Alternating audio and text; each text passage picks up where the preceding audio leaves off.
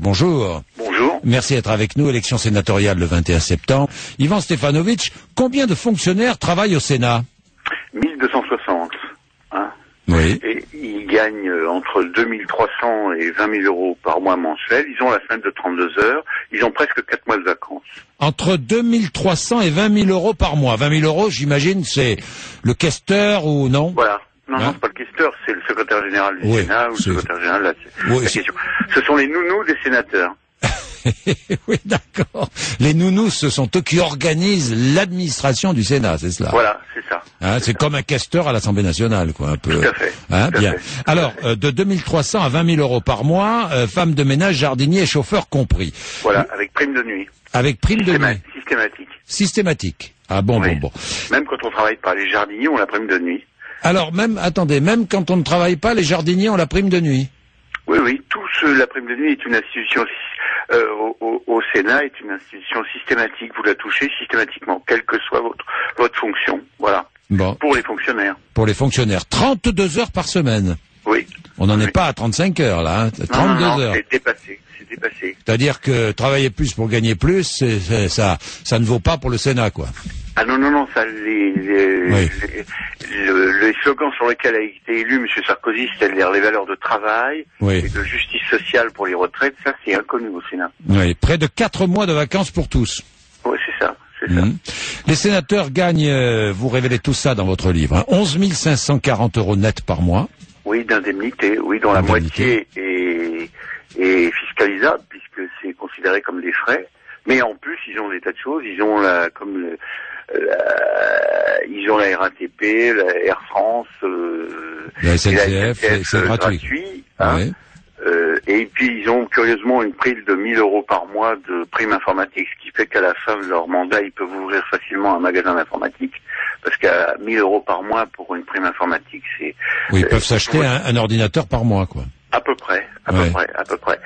Et puis ils ont des taux pour acheter des logements, des taux très réduits. La différence avec l'Assemblée, c'est qu'à l'Assemblée ils travaillent et les gens connaissent leurs députés, mais la plupart des Français connaissent même pas leurs sénateurs. Oui, parce que vous avez enquêté, seuls 90 sénateurs sur 343 sont assidus. Oui. 120 ne sont là qu'à temps partiel et les autres ne mettent quasiment jamais les pieds au Sénat. Oui, mais ça se répartit entre gauche et droite. Parfait. Ouais. Or, normalement, la loi et le règlement du Sénat disent que si on est à 103-4 fois, on doit supprimer les indemnités. Ouais. Comme aux États-Unis, on fait ça en Angleterre, en Allemagne. Or, chez nous, la loi, ni la droite ni la gauche ne demande l'application de cette loi. Il y en a un, par exemple, qui ne met pratiquement jamais les pieds au Sénat, c'est Jean-Noël Guérini, le président du Conseil général des Bouches-du-Rhône. C'est un des spécialistes de l'absentéisme. Oui, d'ailleurs, Jean-Claude Gaudin dit qui lui est là toutes les semaines, dit que si Jean-Noël Guérini démissionnait du Sénat, on s'en apercevrait pas. Oui, bon. Je vois aussi dans votre livre que la Cour des comptes n'a pas droit de regard sur le Sénat. Non, c'est au nom de la séparation des pouvoirs entre l'exécutif et le législatif.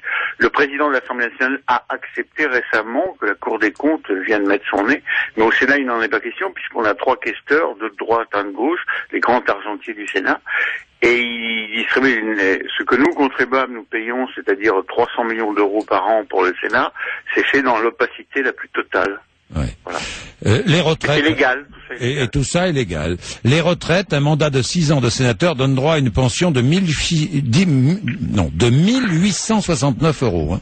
C'est monsieur Delanoë qui a été sénateur 6 ans et il a tenu sa promesse quand il est arrivé maire de Paris en 2001. Il a dit il démissionne, mais il oublie de dire qu'à l'âge de 60 ans, c'est-à-dire si je calcule bien en 2012, il aura 1869 euros par mois de retraite. Quand on compare avec le salarié moyen du privé français qui lui a cotisé non pas 6 ans, mais 40 ans, et qui aura 1500 euros par mois. De retraite moyenne. Ouais. Et il faut dire que la moitié des sénateurs sont fonctionnaires.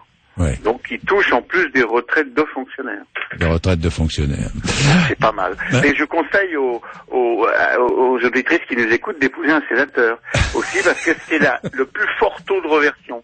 Si vous voulez, dans le public et le privé, quand votre conjoint meurt, en général c'est les hommes avant, là, dans le privé, les femmes ont droit, les veuves ont droit à 54%, et dans le public, dans la fonction publique, c'est entre 50 et 60. Et chez les sénateurs, c'est 66% Et vous avez comme ça une sénateur de l'Orne qui s'appelle Nathalie Goulet, qui était assistante de son sénateur, puis qu'il l'a épousé, il est mort, le pauvre homme. Eh bien, elle touche non seulement 11 540 € par mois, mais elle touche en plus 6 000 € la retraite de son mari. Et quand vous comparez qu'un sénateur, on a attaqué les conducteurs de TGV, les gens de la RATP, etc., parce qu'ils gagnaient, notamment les conducteurs de TGV, 60% de 4 800 € par mois pour 25 ans de cotisation.